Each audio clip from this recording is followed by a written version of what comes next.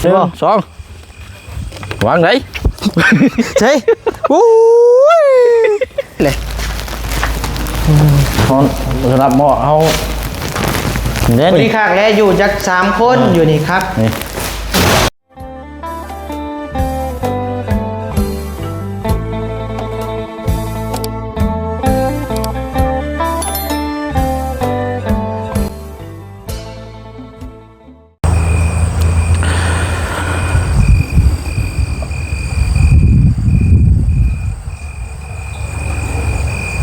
ก็มาเย็นจ่อยๆแท้นี่พี่น้อยเนาะเอาพี่น้อยเนาะเปิดภาพมุมกล้องมากะพบเจอกันเวลาตอนนี้สิเข้า2 ทุ่มครึ่งเนาะหรือว่า8 โมงครึ่งพี่น้อยคนเดียวเนาะทางน้องนิวอยู่บ้านลุงแล้วก็ทางทีมงานเพราะว่ากำลังสิเดินทางมาพี่น้องเนาะเพราะฉะนั้นก็ถ่ายอยู่นี่แหละพี่น้องกินข้าวกินน้ำก็นั่งกินอยู่นี่บ่ได้ไปกินข้าวกินน้ำน้ำมูคู่ซ้ำเพราะว่าทั้งมื้อนี้จะเป็นค่ำคืนแรกที่ทั้งบ่เชียงจะมานอนอยู่นี่พี่น้องเนาะมื้อนี้ก็เป็นวันศุกร์แน่แต่ว่านี่พี่น้องเนาะหลอกพื้นหลอกไผ่เฮาก็มีแต่หลอกข้างนอกระเบียงพุ่นกับหลอกข้างในหลอกนึงตัวนี้นี่บ่มีนี่มืดจืดคือเลยนี่พี่น้องเพราะว่ายังบ่ทันได้เดินสายพื้นสายไฟบัดเฮามานอนแล้วจังคอยประกอบเอาแล้วพี่น้องเนาะคอยตกแต่งเอาเดี๋ยวมันก็ดีงามเลยเนาะเอามาอยู่เฮาก็ต้องเฮ็ดต้องสร้างเฮาคอยปรับปรุงเอากำลังรอทางน้องนิ้วพี่น้องมาส่งเด็กสั้นให้เพิ่นแล้วเพิ่นบ่เคยมาเนาะอันนี้เครื่องทางกระเจ้าก็ยังบ่ทันได้เอามืออยู่นี่พี่น้อยเนาะเป็นอยู่ใดเด้ซะนี่เนาะบ่เชิงสิโจมไปพุ่นบ่พี่น้อยบ่โจมผู้เดียวบ่ได้แล้วบาดนี้เนาะนอนนี่แหละมื้อนี้พี่น้องเนาะทางน้องๆเพิ่นก็สิมานอนนำเพิ่นนำกันสิมีไผแน่ไผห้องน้ำนี่ก็ยังพี่น้อยยังบ่ทันได้ติดตั้งอยู่มือจื้อคืออยู่แต่ว่าน้ำนี่อาบได้เลยพี่น้อยเย็นสบายนี่ใส่จริงดิ่งเลยพออย่างเดียวจะไปมุดลงอาบแค่นั้นพี่น้อยแล้วนี่อาจจะไปซื้อของงอหรือว่า3 ตามาประกบแล้วจะได้เดินท่อไม้พี่น้อยตัวนี้นี่หลอดไฟนี่ก็มีอยู่แต่ว่าหลอดไฟบ่มีพี่น้อยบริใส่ครับเนาะเมื่อวานนี่ล่างอันนี้กันล่างอะไรกันยังบ่ทันได้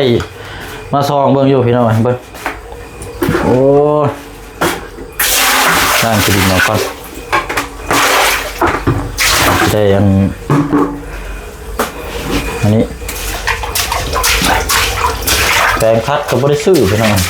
ใช้แปรงคัดส่วมทูเอาคัดเอา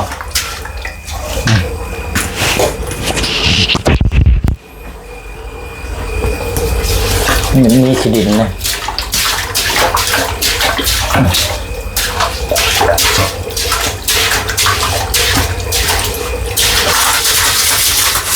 โอ้เดี๋ยวมามากเลยพี่น้องคัดวานนี่อายุแบบนี้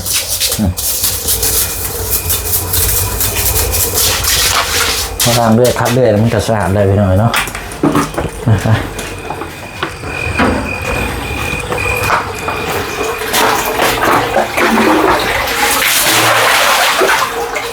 ระวังแต่นี่แหละมันลื่นนะมันมืด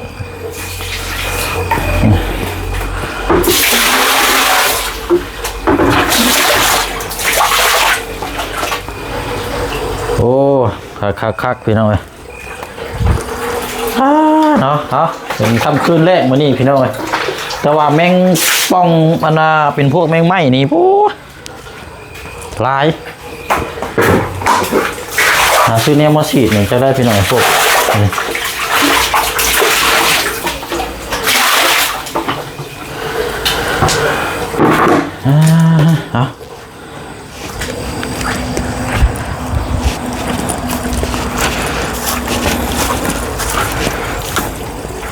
หั่นอันนี้ก่อนพี่น้อง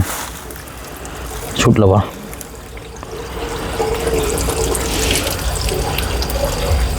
ยั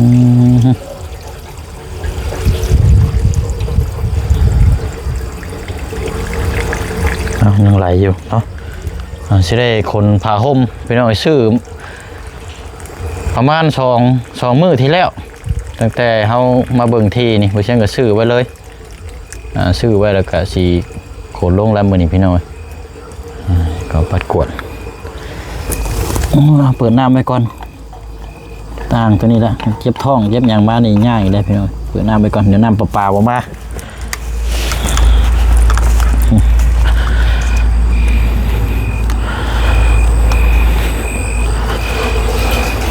ใช่ไหลอยู่บ่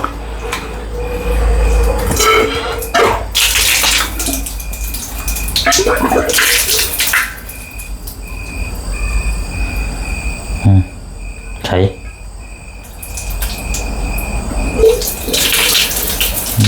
มันใส่แค่นท่อไปหน่อยเนาะแล้วลังไหลแล้วเพราะว่าพุ่นปิดเนี่ยพี่หน่อยปิดแต่ว่ามันก็ยังไหลอยู่ก็เลยอันนี้ซะเดี๋ยวมันมาโอ้ยบรรยากาศพี่น้องเนาะเย็นคักดีนี่จุ่มไผ่จูไผ่ขึ้นนี่บ้าปลาย่างเลยนี่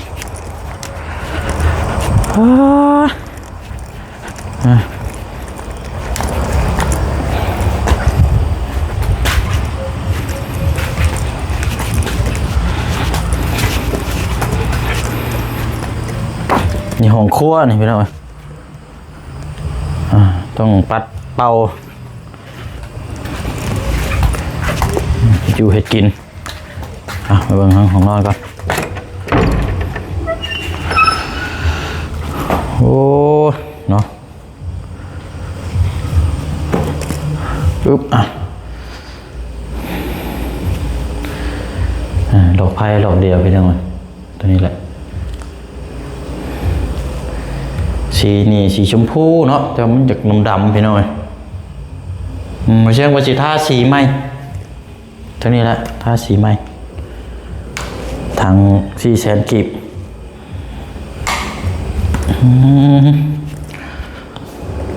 นอนอยู่นี่เลยพี่น้อยเมื่อวานเมื่อก่อนนี่แกะอัน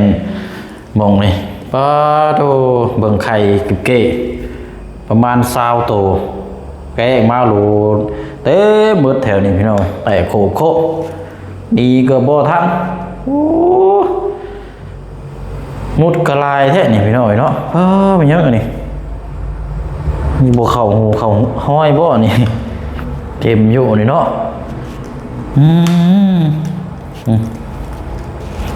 นี่พอฉีดได้แบบนี้นี่ไปหาไม่กวดเอามาไว้กวดก่อนฮึบชอมายัง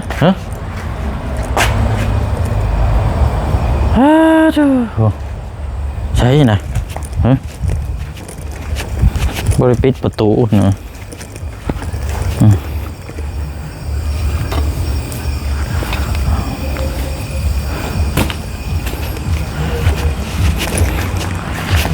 จะได้กวด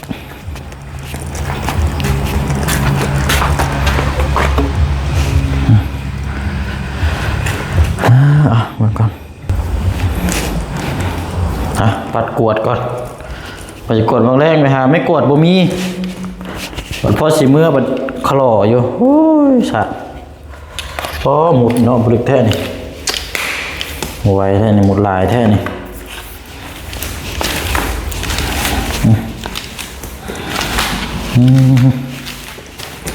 ลายเลยหมุดคันใช่ไหมเนาะโอ้ยตาย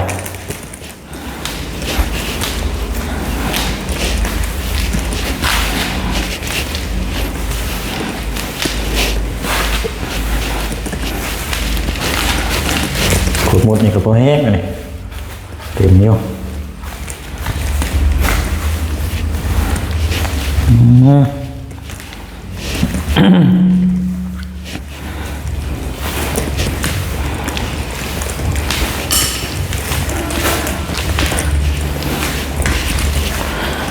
โอ้ยมันตึกกี่เกี้ยนเน่ากี่เกี้ยนตายอันนี้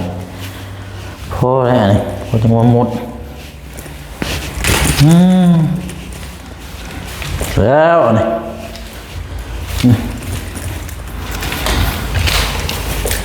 จะได้ยินแต่เสียงเลยพี่น้องเด้อเนาะตั้งมุมกล้องไว้อันนี้ทางน้องๆเพิ่นมาโดดไปเขาทางเฮือนลุงเดี๋ยวบ่เชียงบ่ได้ลงไปพี่น้องกินข้าวอยู่นี่ได้อาบน้ำเพราะว่ากดที่เหนือแล้วหรือเมื่อยแน่ทางน้องๆเพิ่นว่าเป่าเค้กวันเกิดทางผู้ใหญ่อยู่ต่างประเทศว่าซั่นมีงานเป่าเค้กให้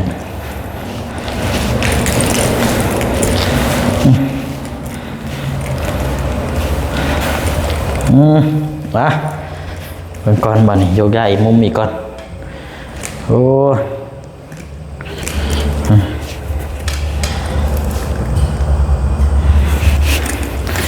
มุดลำๆนี่แหละนี่ก็มาลายแท้นี่เนาะเป็นนี่ได้ยังไงมันคือลายแท้มุดน้อยๆนี่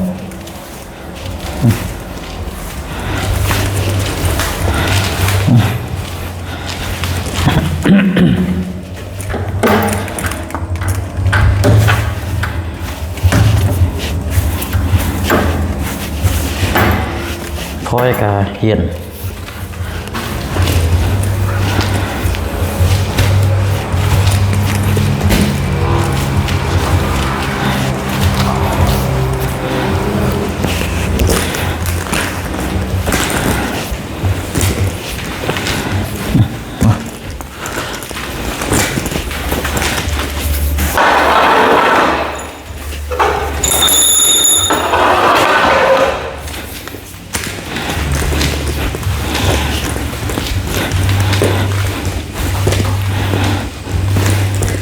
เงียบดีพี่น้องเงียบ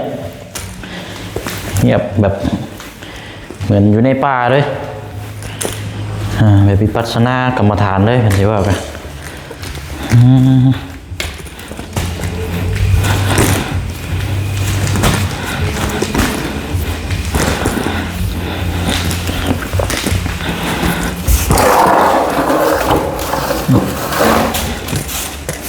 ลุบเผือกมันนี่กะซอยทางน้องๆเพิ่นนี่พี่น้องเป็นมันเผือกแล้วก็มันอย่างทุกอย่างเลยแล้วมันแล้วก็มีขิงน้ำซอยน้องปูนาทางน้องๆแก้วตามาพ่ออยู่บ้านดงเมื่อเช้านี่ไปซื้อซอยน้องๆเพิ่นแต่ว่าบ่ได้ถ่ายคลิป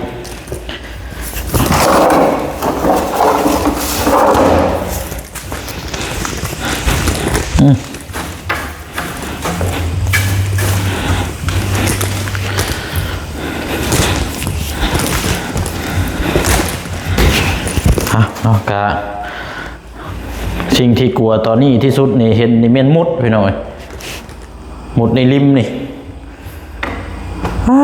โอเคแล้วมานี่กวดถือว่านั่นแหละแต่เฮานี่จังเราไปเชียงถูแล้วตอนช่วงแรงนี่มุดใต้นี่พี่น้อยดำ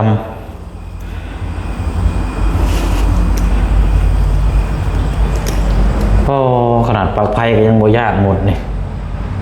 หมดตึงเกินเต็มเลยเอาสเปรย์น้ำมาสีชนิโยกูยังเหนื่อยได้นี่เนาะ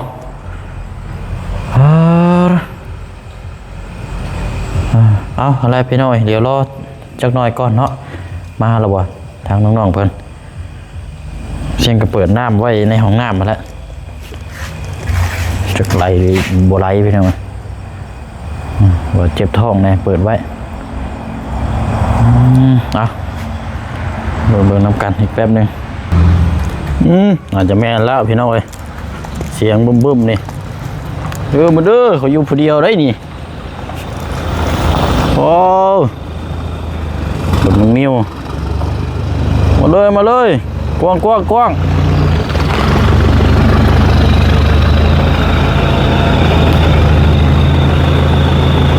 เอาไม่ได้บานนี่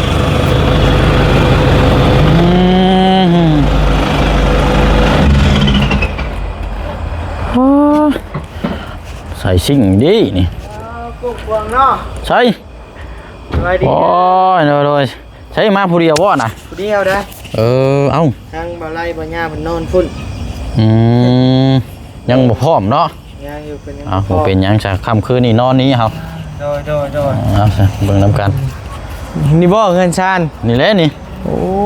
คักเนาะกว้างขวางดีเนาะ อัน อันนี้กลางคืนเนี่ยมองไปทางพูด โดย นี่คักได้ผู้เป็นกล้วย เมื่อกุ้งม่วงกินอีกอันนี่ นี่ เป้าอุ้ยเอาเลยพอจิงไข่กับปลูกไว้ให้เลย เรียบร้อยแล้วนี่ผู้สิงไข่นี่ กล้วยกับซับลาบอยู่ อ๋อ อ๋อ ของน้ำอะไรย่างๆในจังน้อยพุ่นละ นี่บ่ของน้ำยังไปต่อไพ่ใส่บ่ ดอกไฟนี่ตัวนี้ละหนึ่งมานี่หนึ่งดอกไฟน้อง โดย อันนี้มุมข้างนอกนี่ยังบ่มีเลยตัวนี้ หากอยู่ในเฮือนในชาตินี่มีแล้วเนาะไฟ เฮือ เนาะ นก็สิมีอยู่หลอกหนึงมีอยู่ช่องหลอกนะในเฮือนตอนนี้นะ โอ้ อ่ะ โดย มีอยู่สองหลอก เฮือนนี่มีจังห้องไง ไปเข้าไปเบิ่ง เบิ่งบ่เนาะอันนี้ก็ห้องบ่หรือห้องค ห้ รั อง วน อนไอ้นี่น่ะ ห้องนอนบ่ ห้องนอนมันมีห้องครัวอยู่พี่ห้องครัว เป็น น่ะ ห้องครัว แม่น เอาเบิ่งห้องครัวก่อน ห้อง ซะนะ ครัวก่อนห้องครัวนี่ก็ตามสภาพแล้วเพิ่น โอ้คักแล้วนี่ก็ได้ โอ้ยอุ่นได้นี่ สวัสดีเนาะ จุนี่ โธ่ มีประตูออกไปทางนั้นนํ อยากไปนี่ก็ได้ อยากมานี่ก็ได้ ทุบไปทางใดก็ได้นะ โธ่พี่น้อง เพราะว่าไผ่เสื่องกับเข่าวนี่มันลอยทางนั้นเลย มาเดี๋ยวมีรถเนาะ ลอยแบบใช้กับเข่าวนะ เออ ออกไปทางนั้นแล้วบ่ได้กินจ้อย เออเนาะโอ้คักได้นี่เนาะ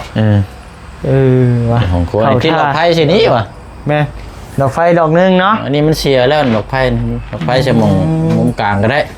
นั่นก็ พอดีแล้วมืออื่นแจ้งหูแจ้งตาใส่แล้วนี่ แล้วก็ เนาะ มาเบิ่งพี่ก่อนก็ได้ อันนี้ครับห้องนอน ตัวนี้ห้องนอนนี่นะ สวัสดิ์เฉวยเนาะ เพราะว่าอัน รุ่นซองได้ โอ้ชอบได้รุ่นช่องนี่นะ รุ่นซอง รุ่น เนาะ บานพับ โอ้เเฮ้ยพี่น้องเอ้ย คันว่านั่นก็ปิดตัวนี้แหละนี่ปิดข้างๆขัวมือนี่ นี่เนาะแล้ว กา กั ร น การเครื่องของนะ โดย ปิดตัวนี้แล้วก็เฮาก็ล็อกตัวนี้เลย โดย เครื่องของ คือว่า สามารถ มีบ่ เก็บ ไล่บ่เพิ่นสิมาผักมาเซานำ จ้างว่าไรจักคือบ่เห็นมาเห็นเน่าเห็นเนียด จังว่าคือเฮาชวนมาอยู่กินนี่เพิ่นว่าโอ้มันคำเลยเพิ่นว่า คันบ่นั่นก็จังว่าพายุก็ได้นะ โดย บ่ยากอันนี้นะ เออ เอาอยู่ก็ได้แต่ก็คือว่าแล้วปรับปรุงตกแต่งเอา โดย ก็ตามมาเห็นสภาพมันแหละ คักพี่น้องเอ้ย อืม ครั้งแรกเด้วันนี้กะเห็นนี่คลิปกับเบิ่งบ่จบคลิปนะพี่น้องเอ้ยเนาะเบิ่งกะ ว่าได้บ่มีเวลา โด เนาะ ดไป ง่ายๆซะ โดด มันต่างคนต่าง เห็น รียก แต่คลิปตัดหญ้ายังบ่เห็นเฮือน ไปพอละขับเบิ่งในบ้านนี่ เอ้ยพี่น้องเอ้ย นี่ตัวนี้ โอ้กะโลข้างใน กะโลมีแล้วกะโลน โอ้คักเด้ โอ้ยอุ่นเด้นะ เนาะ บ่นี่กล้องคักคือหยังนี่ นั่งนี่แหละนี่นอนนี่สบายนี่ตาม โดย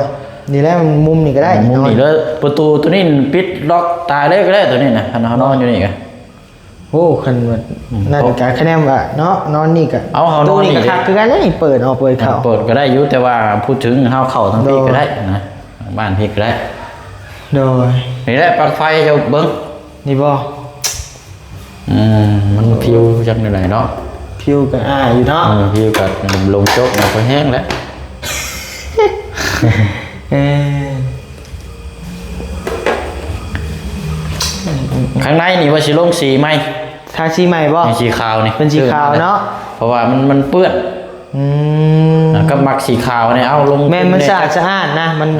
นั่นคือเนี่ยจะทางนึงกับ400,000นึงเนาะที่เซน โด ติ ยใช้มีเพดานบ่โอ้ยังบ่มีเนาะ ทางในพี่ก็ปัดแล้วนี่นอนได้นี่ได้มื้อนี้ ควงเนาะ ดีแล้วจังว่าน อนเอามือเอาวันเลยบ่ นอนมื้อนี้ได้มื้อวันได้นอนเลยแล้ว นอนเลย นอนเลย กับมื้อนี้วันศุกร์นี่ได้เนาะ แม่นมื้อนี้วันศุกร์เลย สุขสนานพี่น้องเอ้ยกล่องคักอีเสียงห้องเพลงนี่เนาะ พี่น้องเอ้ยก็ลงสีขาวไปจังหน่อยมันก็สีหุ่งอยู่นึง แม่ บอกว่า ลงสีขาวนี่สีบัวถ้าต้องแบบลงนาเนี่ยได้เนาะบัด เบิ่งมาแล้ว จังหวะครับไปได้มาจังได้นี่ไอ้ไผแนะน ทางเอื้อยนี่แหละทางเอื้อยลมดี ำ ให้เราหาให้ โดย ให้เราหาให้ก็บอกประมาณ2-3 มื้อนี่แหละ 2-3 มื้อได้เลย 2-3 มื้อตื่นมากันมาเบิ่งเลย เออ เอ้ยว่ะ บัดเพิ่นสิโชคดีเนาะ เพราะว่าเฮาเช่าห้องคือฮู้นะมันโอ้บ่ไหว มื้อละ200,000เนาะ ละ200,000ก็บวกกับเทื่อแบบห้องเต็มสิก็ยาก โดย ก็แยกกันนั่นแหล้วพอดีแล้วมันเองเขามีของเช่าทั้งเพื่อนร่วมพุ่นกับคันว่าเต็มกับแบ่งกันมาพี่ โดยพอดีแล้วสิมาพักมาเช้านํ เพราะว่าเขาไปมาๆเด้เขาบ่ได้อยู่ตลอด แม่ ว่ามือบ้านเป็นว่าเป็นบ้านเช่านี่แหละเขา แม่ ไปมาเบิ่งนํกันนี่แหละปลั๊กฟืนปลั๊กไฟก็จะได้เปลี่ยนเพราะว่า เปลี่ยนเลยเนาะมันนี่แหละเรื่องเลยมันเก่านี่แหละอันที่จริงก็ใช่ได้ตัวนี้ ได้อยู่แต่ว่ามันนั้นไอ้ซื้อมาแล้วมีแต่มืออื่น โอ้เปลี่ยนเป็นกระดานใหม่ป่ะ มันเป็นปลั๊กได้โตเลยนะปลั๊กสวิตช์ได้โตเลยประกอบเอาแต่มันขาดก็เพิ่มเติมจังไดก็ต้องใช้เอา กระดานอันตัวเก่าเนาะพี่น้องเลย นี่แหละ เท่าว่ามันได้อยู่ได้ไอ้ชามินะ ได้อยู่แต่ว่า แม่ ได้ ได้ใหญ่กว่าเก่าป่ะ บอกว่ามาเบิ่งเฉยๆนะคันว่าอันนั่นก็ได้ก็มีแต่ว่าเฮาเดินในเฮือนตัวนี้ก็พอมือ โดยซ้ำตู้หยอกตู้เย็นนี่สบายมากเลย ตู้เย็นเนี่ยตู้เย็นก็บ่มี บ่มีบ่ บ่มีแล้ว ยังอยู่นอกเลยตาย โอ้ยไปเบิ่งไป บ่ เบิ่งบ่ เอ้าเขาขึ้นว่ามีตู้เย็นได้ ไอ้ ใช่ ไปเบิ่งก่อนซะเดี๋ยวจังว่ากันจะปลั๊กไฟตัวนี้เบิ่งจังมีเรื่องราวพูดคุยนำกันหลายอีหรอก โดย เอาไปเบิ่งอยู่ ปลูก หั่น พักก็ได้นี่เนาะ ว่าสิเอาผักกาดได้มาปลูกนี่ คัก เอาเฮ็ดใจ เห็นบ่ 1 2วางไหน ใช่โอ้ยพี่น้องเอ้ยแม่อยู่บนตู้เย็นเนี่ยนี่ โอ้มุดนี่วะ กิน มหากรรมเลยตู้เย็นเสียแล้ว ปกติก็อยู่ห้องตอนนั้นแหละจมออกมา ห้องน้องอยู่ป่ะ แม่นห้องตัวนอกนี่ โอ้ แต่ว่าเจ้าของอันนั้นเพิ่นยังบ่ว่างท่านได้มาเอาเมื่อกับ เพื่ เสื้อ อนเรา นี่ สิ แหละ เมื่อเอามาเมื่ออยู่เนาะ แม่นกับเครื่องตัวทั้งมงประตูน่ะ โดยเครื่องในบอลนี่กับของเพิ่นป่ะ ตัวใด เอ้าบอลประตูนี่ บ่ของง่ายนั่นน่ะ โอ้ กูทางกระมังง่ายบ่ โดย มีแต่เครื่องเพิ่นเอาออกมาเบิดแล้วก็มีแต่ซ้ํ เพิ่น นี่ ว่า ละ มีไฟสปอร์ตไลท์มันยิงใส่ดอกหนึ่งนี่แจ้งมาทิ่มนี่ ทั้งว่าหั่นละ โดย เพิ่นมามักแจ้ง แต่ว่าคักได้ยินเด้เบิ่ง คัก เพราะเขานั่งชี้นี่เขาเปิดจู้ไพ่จุหยังก็ได้เลยนี่มันอยู่นอกเลยเขาบ่ได้อยู่ใน กับดินมันเพียงงามเลยอ่ะ เพียงโอ้เบิ่งตอนเว้นนี่ยังบ่ บ่ ไปเทิงๆพุ่น อันนี้มันกว้างเติบได้เนาะตามแนมเบิ่งนี่ปุ๊บ โอ้ยบ่ต้องเว้าเลยบ่ดึงกว้างชำฮอดสนามฟุตบอล2สนามพุ่น เตะต่อก็ได้เนาะ เตะโต้เตะบาน ออกกำลังกาย สบายเด้อออกกำลังกายนี่ นะ แปลว่าตู้เย็นยังบ่มีเนาะ โอ้ยเอาถอดปลั๊กไฟยังบ่รอดอยู่นี่อยากสินอนแล้วนอนมื้อนี้แหละพี่น้องเพราะว่าเฮาก็ค่อยเฮ็ดไป โดยและโฮมเงินโฮมคำให้ก็ซื้อ ประกอบส่วนกันนั่นแหละไผมากัน โดย นี่แหละปืนจังว่ากันเอาเรื่องพื้นเรื่องไทยก็เอาตัวนี้ โดย ไขไปก่อนติดตั้ง โดย แล้วแต่ว่ามุดได้ ฮะ มุดได้หน่อย หมดมันมาขึ้นบ่ เดี๋ยวมันไตเขาหูเขาหางกันแล้วบ่ได้ซื้อสเปรย์มาฉีดจำหน่ะมื้อไหนปลั๊กไฟก็ยังหอมบ่เต็มอยู่ เพื่อเล่นเพื่อนมันบ่มีคนอยู่เนาะ เนี่ย เต็มอยู่นะ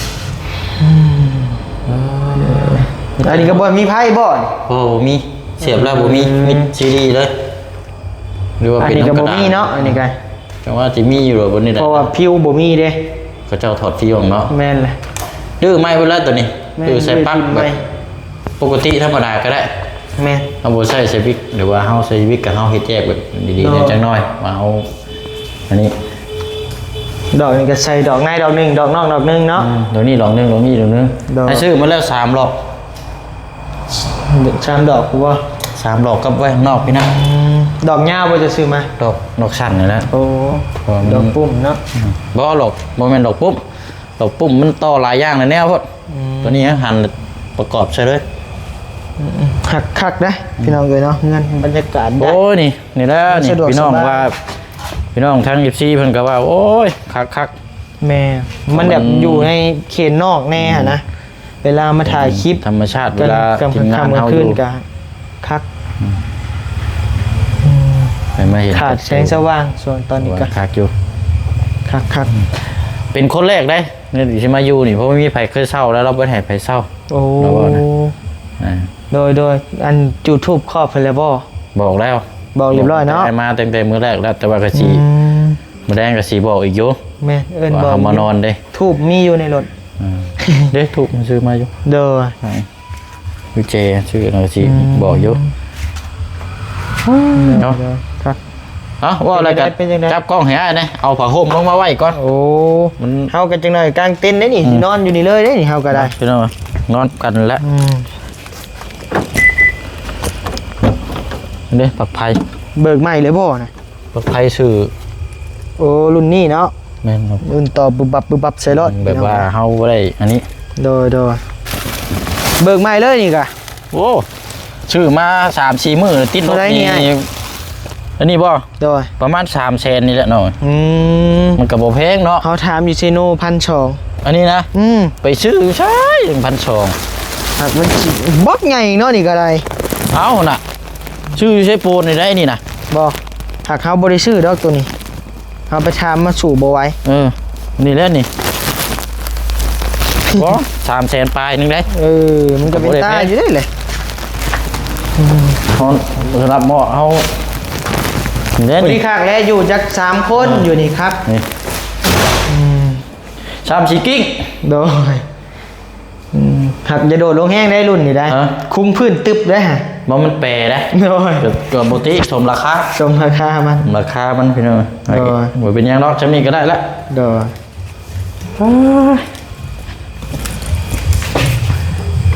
หมื่นลงมือทาสีได้เนาะ จังว่าเบิ่งก่อนทาสีนี่ก็เดี๋ยวจังเบิ่งตัวจริงนํกันดิเดี๋ยวพักปืนพักไฟแล้วก่อน โดยแป๊บเดียวดอกไฟนะ เบิ่งกับของน้ำของในแล้วก็ทอกอกทอหยังก็รุดแตกตัวหนึง โอ้ มันน้ำมันซึมได้ โดยทางของน้ำของในเข้าได้เนาะ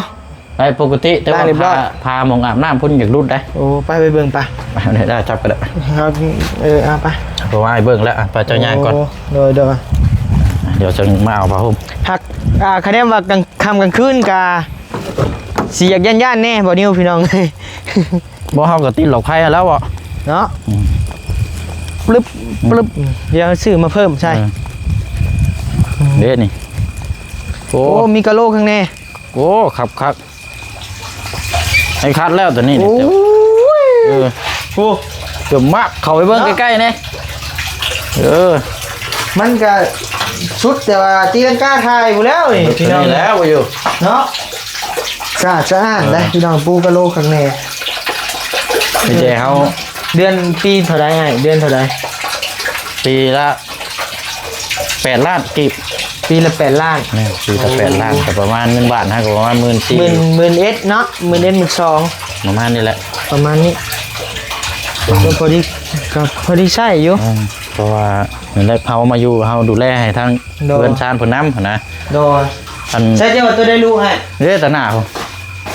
โอ้อันนี้ มีแต่เฮาสิไปซื้อ โอ้ ตัวของงอตัวใหญ่ในซบซะเลยบ่ต้องหั่นเนาะเพราะว่าหั่นมันหักเลยเอาของงอตัวโคเกียวแล้วซบเข้าไปเลยบัด โดย แล้วต่อของงอโค้งแล้วใส่ก๊อกไม้เลย โดย น้ำมันนั่นน่ะ น้ำมันจะเป่งใหม่วะนี่ แม่น อืม เป็นมันบ่ว่าก๊อกนี่มันหักน้ำมันไหล โดยเฮ็ดจะได้จะปิดได้นี่ เริ่มเปิดมาทางนี้เพราะว่าปิดวาล์วตัวนั้นน่ะได้เนาะ โอ้ เอาปิดวาล์วตัวนั้นแล้วแต่ว่ามันยังอันนี้อยู่ โดย นะหลอกพื้นหลอกไฟ ใส่นี่ดอกหนึงเนาะ2บ่ได้นี่ ลอ เนาะ งได้ 1 2 เพราะว่าพาผนังเราปิด แม่นแล้วมัน แคบไปเลย คุงเลยเนาะ ต้องแยก2หลอกแล้ว โดยบ่ซั่นซื้อดอกยาวมาดอกหนึง หลอกยาวหาร2เนาะ แม่นสอนหารสอ ป ง ระมาณนั่นแหละน่าจะประมาณนั่นแหละหาร2ครับ โอ้คัก เดี๋ยวตอนเว้นจังเบิ่งน้ำกันอีก โดย นั่นแหละ ไปเตรียมบอลเตรียม ไป เครื่องมาจับ รับ ให้ ของนอนบัดนี้ โดย จะสิว่ากันนั่นแหละพี่น้องเห็นนี่แต่ ผู้เดียวเลยเนาะเมียนเพื่อนเมียนซ่านก็ได้ บ่ได้น้องๆเพิ่นอันนั้นมาซอยอยู่ โอ้ น้องสอนกับน้องเจือง โดย น้องสอนกับน้องเจืองกับใครแน่จังหน่อย โอ้ยเอาอันนี้สาด โดย ขาดเอาไปปูกันพี่น้อง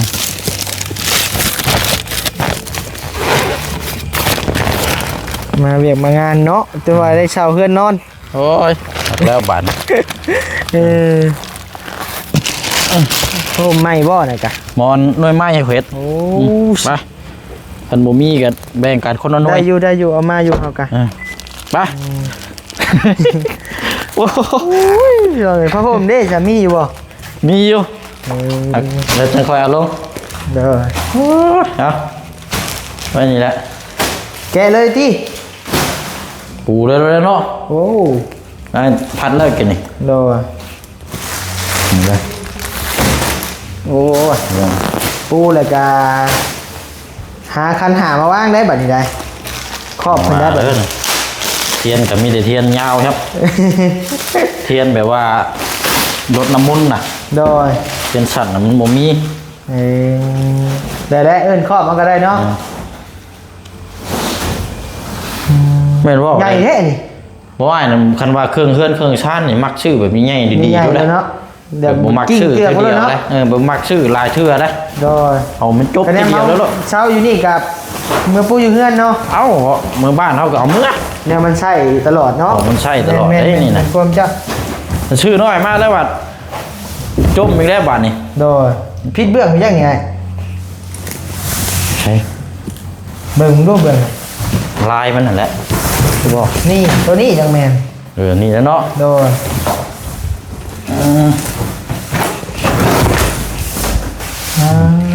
ขักลิ้นเลย ได้เลยเด้นี่มันกับบุถึงยังบุบิดอยู่ไม่เป็นไรอันนั้นเนาะเดี๋ยวค่อยปูก็ได้ใช่พี่น้องเพราะว่าเขานอนอยู่นี่แล้วมื้อนี้ตั้งแต่มื้อนี้ดูต้นไปแล้วก็นอนแล้วก็ค่อยเฮ็ดค่อยอันนี้เอา คอยสั่งคอยเป็นไปเนาะ ค่อยปลูกของพังเอามื้อใด โดย อยู่เฮาก็เฮ็ดมื้อใดมื้อบ้านเฮาก็ โดย ไว้พี่น้อยไปอยู่ก็ดูแลเนาะ โดย ป้าเดี๋ยวจังทางน้องนิวจังต่ออยู่บ่ กับจิตต่ออยู่ เนาะซั่นก็เดี๋ยวเฮาลาพี่ละน้องก่อนเนาะ โดย ป้าใส่พี่น้องมีแต่ว่าเพื่อติดตามบ่นำกันอีกเดินปักพื้นปักไฟแล้วก็ถ้ามีเวียกงานก็จังไปเวียกงานก็จังตัวนี้จังมาเฮ็ดอีก โด เนาะ ย ลาก็เด้อพี่น้องเด้อบ๊ายบายค่ำคืนแรกเนาะ โดยโดยสบายดีเด้อพี่น้องเด้อ โอ้เนาะ งาม เก๋หลาย